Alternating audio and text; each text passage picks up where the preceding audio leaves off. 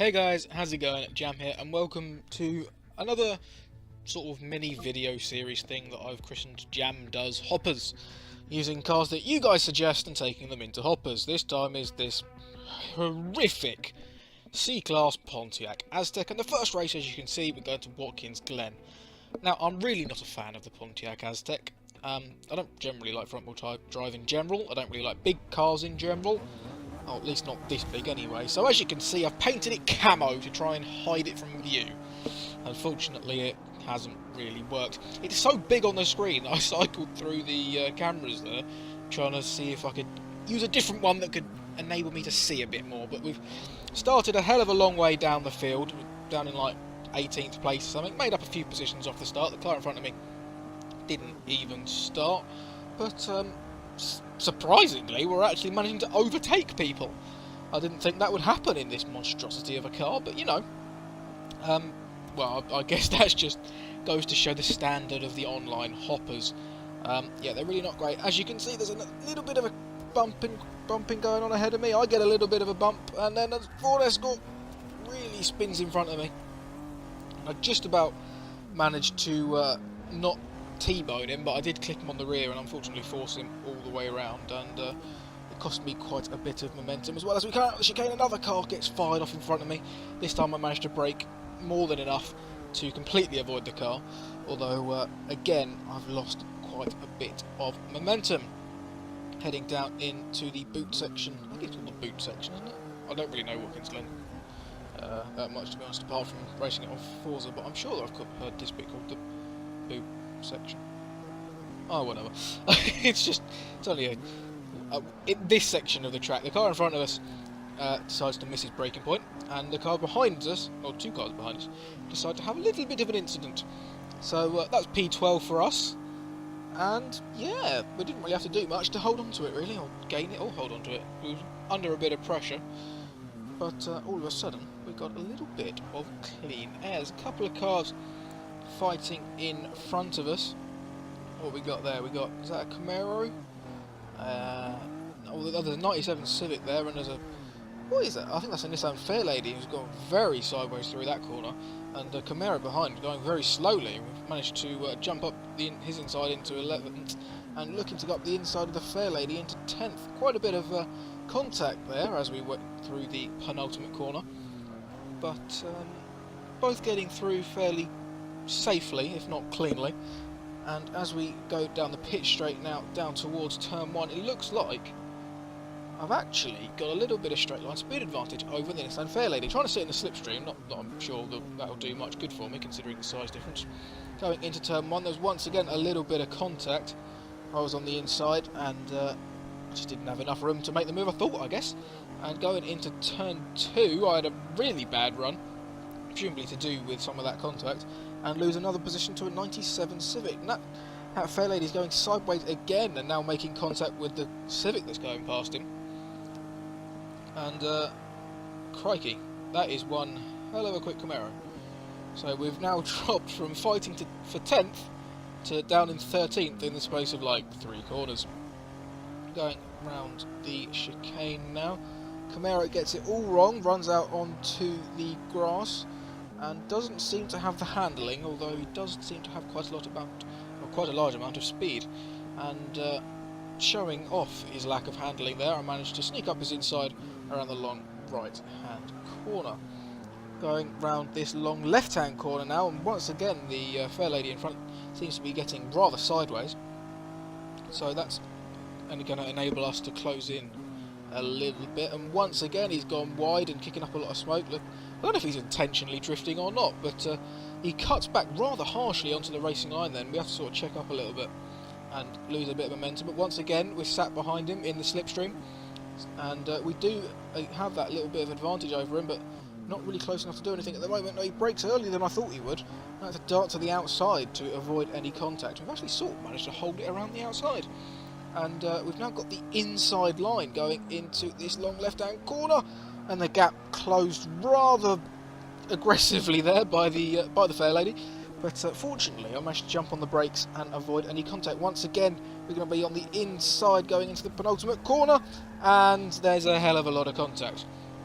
I'm going to go out on a limb here and say that that wasn't my fault, and he just shut the door on me, because I already had 2 wheels on the grass. I couldn't exactly just disappear, could I? But yeah, I think he did that a few times across this race. A few of the bits of contact we had, I would personally say he turned in on me, but you know, I might be wrong. I'm obviously going to be biased towards myself, so let me know how bad my driving is and how it was definitely my fault in the comment section below. We did receive a slight tap from the Camaro after that incident, but we're still in 11th place as we're going on to the final lap now, up the hill towards the very long straight that will lead us down towards the chicane. Looking at the feet meter, I'm expecting the Camaro to come back past us again before we reach the bus stop chicane, and right on cue, there he is, taking 11th from us, or from me. I don't know why I keep saying us, I was the only one driving. But into the bus stop chicane once again. The Camaro really showing that he's not got a very good handling car, and there's another car coming and joining in the fight by the looks of things. And can we do anything? Looks like we're going to go to the outside of this corner. We're not going to get the run down towards the next corner though, because we don't have the straight line speed. Can we get him under brakes? No, we can't. We're not quite close enough. We're going to hold it nice and tight around the left-hander though. The Camaro just hasn't got the grip. Hold it around the outside, and there's contact behind us between the Camaro and I think that might be an RX-7 that was trying to get involved there. So we're now into 11th place with quite a big gap in front of us and quite a big gap behind us as well. Running wide there through the long uphill right-hander, and yeah, that was pretty much it for our race. Nothing really happened for the last few corners. So speeding up the footage here just to sort of get it over a bit quicker, because if I left it to play out at its normal speed, I'd only be sitting here and rambling about nonsense, and nobody wants that. So I thought I'd speed it up and get it over get it over with far quicker. And across the line there, and indeed finish in 11th place. Not bad from like 18th on the grid in a Pontiac Aztek. And there we have the results confirming my 11th place finish. As you can see, my fastest lap, not really on the pace, but you know, I kept it relatively clean. I had quite a few incidents here and there, but I was never the one on the receiving end of any big hits, and I didn't end up sideways or anything anywhere, so a relatively clean race at Watkins Glen. And we stay in America now as we head to the Circuit of the Americas, starting in 10th place, but we're immediately down to 11th as we didn't get a very good launch being front wheel drive. I think we're actually down to 12th now as we go up into the first corner, braking hard up the hill, and the Clio in front of us seemed to have no idea where he was going. Completely clattered a car that went rolling off into the exit of turn 1, or off onto the outside of turn 1, and we got a bit of a hit as well. We've managed to get back on the track. We had a little bit of a moment on the curb as we rejoined, but we're up into 8th, up into 7th now as we passed a car that looked a little bit sideways behind us. The Evo in front of us just doesn't seem to be paying any attention to the track limits through the S's, and he and the fair lady that we was battling in the last race going very wide for the long left-hander, and the Evo's still not on the track as we come up the hill towards this very tight left-hander. We're on his inside and he almost shoves us into the tyre wall, and we nearly collected the Nissan Fairlady as well, and we come out of that just about cleanly, and we've still got that Nissan Fairlady on our outside. Going into the hairpin that leads onto the long straight though, we're going to be going quite tight, and I really did not see that Escort coming, so that was a fantastic late braking move from him. Sorry for turning in on you, but as I said, did not see him coming. I was very focused on where the fair lady was, trying to defend from him. Didn't see the Escort, snuck out of nowhere. And yeah, going down the straight, we know that we do have a little bit of an advantage on the Nissan Fairlady, and we are going to go up the inside into the hairpin at the end of the straight. The Fairlady looks at trying to get a cutback, presumably, but turned in too early and gave my rear bumper a nice big wallop. So we're back down into 7th place. Once again, we're making up positions though after starting. It was at P11 on the grid. We're getting a little bit of push around the corner from the car behind, and he's going to look like he's going to go up the inside into the next section. Yes, he is. Can we hold it around the outside though? It looks like we're still side by side, and we're going to out accelerate him down into the very, very long right-hander. And the fair lady's still very sideways. He's been doing that so much in the last 2 races. but he's still ahead of us. They're almost 3 wide now as we go into the penultimate corner.